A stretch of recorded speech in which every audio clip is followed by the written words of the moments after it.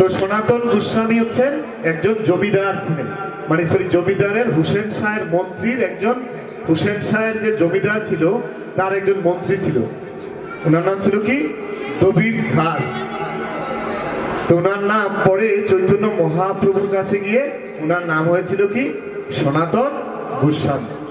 আর সনাতন গোস্বামী আর রূপ গোস্বামী, আপনার গান না, শ্রীরূপ শ্রী সনাতন ভট্ট রঘুনাথ, শ্রীজীব গোপাল ভট্ট দাস রঘুনাথ। আমরা তাদের নাম কতদিন গাইব? যতদিন পৃথিবী থাকে, যতদিন এই আমরা এই জড়জগতে থাকবো, কারণ তারা সাধারণ ভক্ত ছিলেন না। তো সনাতন গোস্বামীর ওনার এক নৌকা স্বর্ণমুদ্রা ছিল। কয় নৌকা? এই এক নৌকা স্বর্ণমুদ্রা উনি দান করে দিয়ে চৈতন্য মহাপ্রভুর কাছে এসেছেন, সারেন্ডার করেছেন। তাহলে আপনারা কি সারেন্ডার করবেন? হ্যাঁ, স্বর্ণ দেবেন না, সারেন্ডারও করবেন না, করবেন? তো তাইলে আমরা বৃন্দাবনও যেতে পারবো না। স্বর্ণ যদি নিয়ে যায় ঘর থেকে, বৃন্দাবন যেতে পারবেন? তো শ্রীমৎ সনাতন গোস্বামী উনি এক নৌকা স্বর্ণ মুদ্রা উনি দান করে দিয়ে, ওনার একজন বোনের জামাই ছিল, উনি বলেছেন যে সনাতন তুমি তো নিজের জন্য কোনো কিছু রাখোনি, তো তোমাকে আমি একটা চাদর দিচ্ছি, শাল, একটা শালের চাদর দিয়েছিল, মানে খুব দামি একটা শাল দিয়েছিল। তো তুমি এই শালটা গায়ে দিয়ে মহাপ্রভুর কাছে যাও।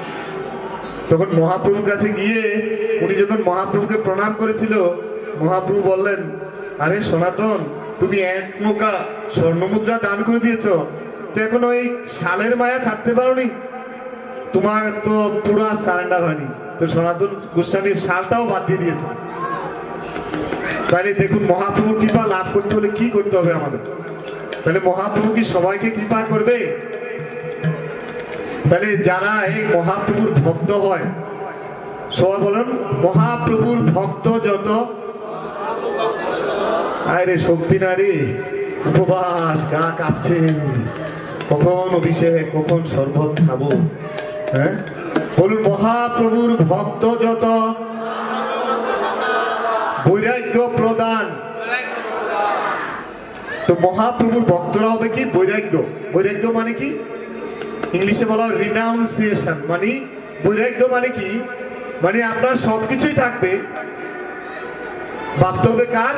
মহাপ্রভু। সবকিছু কার? মহাপ্রভু। তো মহাপ্রভুর সব কাজে সবকিছু ব্যবহার করতে হবে। মহাপ্রভুর ভক্ত যত বৈরাগ্য প্রদান।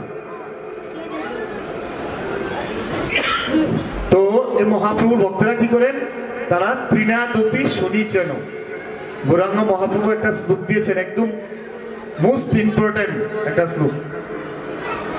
ত্রিনাদপি শনিচেন তরুরিব সহিষ্ণু না। তাহলে বৈরাগ্য কিভাবে আসবে? আপনাদের এই শ্লোকটা মনে রাখতে হবে। ত্রিনাদপি শনিচেন। তৃণ মানে কি? আর সবাই জানে না মনে হয়। ঘাস। হ্যাঁ, ঘাস, ঘাসকে যদি পারানো হয়, ঘাস কি কিছু বলে? বলে না। আর এখন যদি প্রসাদ না দেওয়া হয় তাহলে তো মন খারাপ, তাই না? আর আমাদের ঘরে যদি কেউ বকা দেয় তাহলে কি হয়? মন খারাপ। আর ঘাস বলছে তৃণাদপি শুনিছেন তরুরিব সহিষ্ণু। তরু মানে কি? বৃক্ষ। গাছের মতো সহিষ্ণু হতে হবে, আর ঘাসের মতো দীনহীন হইতে হবে। দীন মানে একদম ঘাসকে যেরকম পাড়িয়ে গেলে কিছু না বলতে বলে না আমাদেরকে। সবাই বলেন কাটিলেও যেন, জুড়ে বলুন,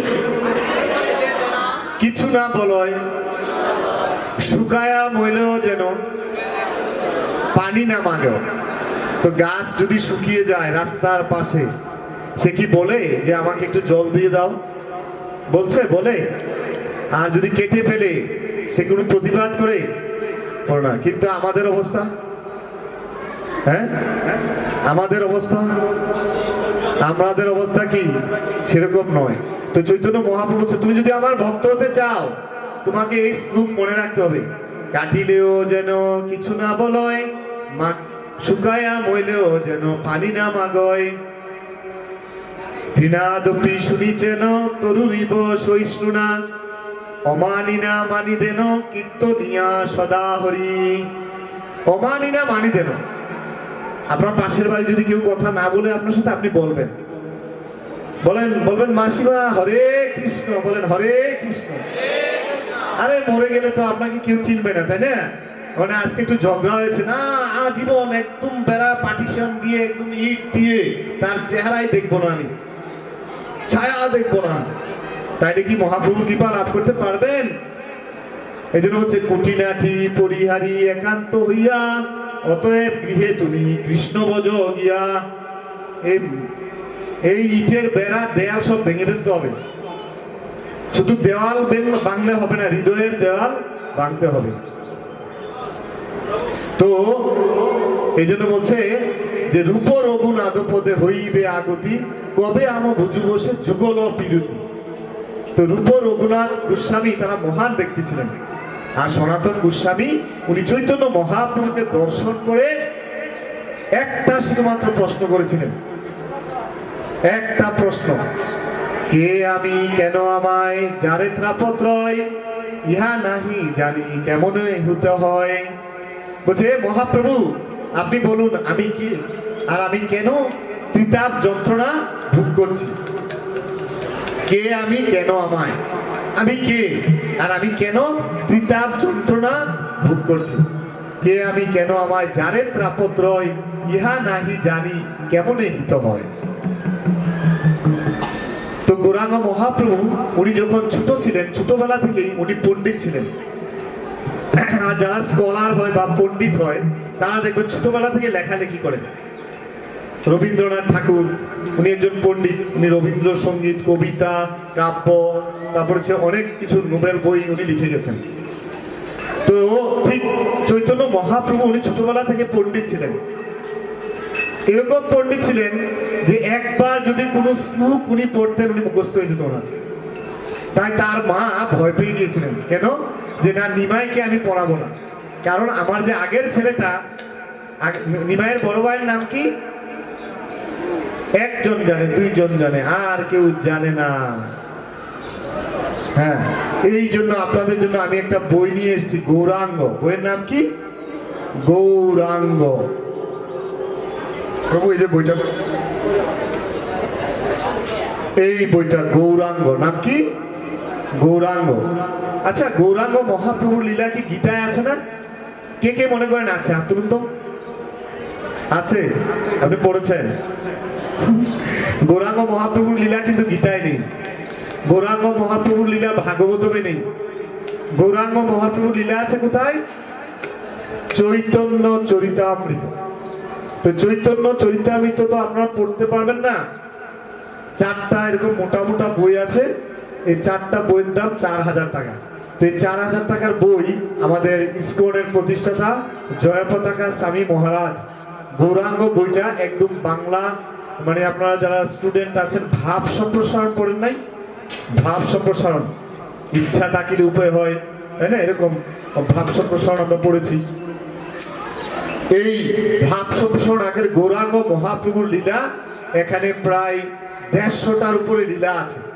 গৌরাঙ্গ মহাপ্রভু বাল্য লীলা, গৌরাঙ্গ মহাপ্রভু কিভাবে নবদ্বীপে আবির্ভূত হয়েছিলেন, নবদ্বীপ থেকে উনি কিভাবে পুরীতে গিয়েছিলেন, পুরী থেকে কিভাবে বৃন্দাবন গিয়েছিলেন, গৌরাঙ্গ মহাপ্রভু উনি হরিদাস ঠাকুরকে কিভাবে কৃপা বর্ষণ করেছিলেন, গৌরাঙ্গ মহাপ্রভু চাঁদ কাজী যে গৌরাঙ্গ মহাপ্রভু কীর্তনে বাধা দিয়েছিলেন, গৌরাঙ্গ মহাপ্রভু একবার মায়াপুরে কীর্তন করেছিলেন।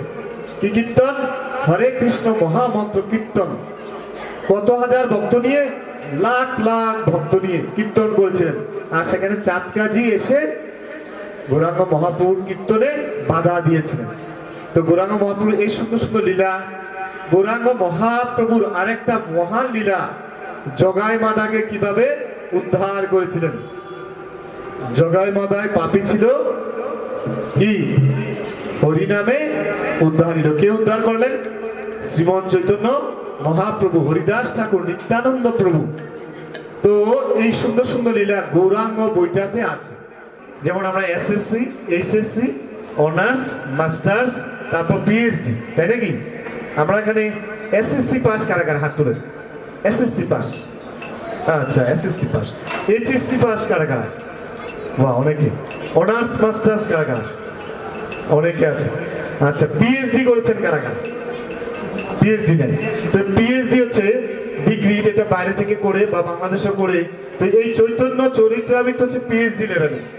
তো আপনার এই চৈতন্য চরিত্রামৃত অনেক সুন্দর, মানে কবিতা আকারে। যেমন আমি কয়েকটা শ্লোক বলি, আপনারা সবাই আমার সবার সাথে বলবেন। জীবের স্বরূপ হয় কৃষ্ণের নিত্য দাস, বলুন। কৃষ্ণ বলি জীব, কৃষ্ণ ভুলি জীব, মায়া দিল গলায় ফাঁস। প্রভু বলে কহিলাম এই মহামন্ত্র, ইহা জপ সবে গিয়া করিয়া নির্বন্ধ। সবাই বলেন, দিনের অধিক দয়া করেন ভগবান। আমার কি প্রনাউন্সিয়েশন বোঝা যাচ্ছে? বুঝতে পারছেন নাকি বুঝতে পারছেন না? পেছন থেকে বুঝতে পারছেন? দিনের অধিক দয়া করেন ভগবান।